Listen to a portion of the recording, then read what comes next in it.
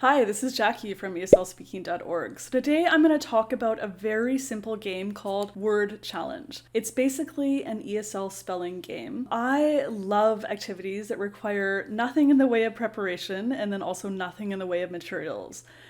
These are some of the best activities to have if you kind of have this emergency class that's thrown at you, or you have a few extra minutes to kill and you finished all the things that you had on your lesson plan.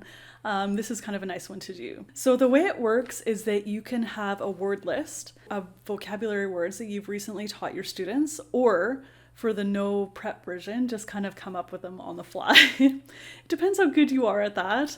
I personally prefer to have a list. Coming up with things on the fly is possible, but I get kind of stressed out about it. So I definitely prefer to have a list. And then put students into teams. So the number of teams will depend on how much whiteboard space you have. So if you have quite a big whiteboard, you might want to have like 3 or 4 different teams because everyone needs to line up in a section. So if you have, say, 4 teams of 4, you can draw lines, 3 lines down the board, and each team gets 1 section of the whiteboard. And then the first person at the board, 1 person from each team, will take a marker and line up, and then their 3 teammates will be behind them.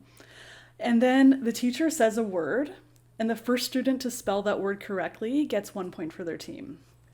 I usually make a rule that the people behind them are not allowed to talk to them.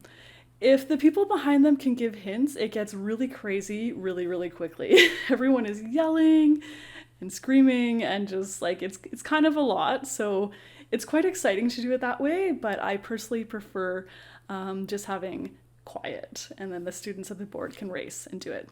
When you're done that, the winner gets a point, and then the next person in line goes, and that first person goes to the back of the line. All right, if you like this activity, please be sure to check out my book, ESL Writing Games and Activities. Also hit like, subscribe, and I'll catch you next time. Bye, everybody.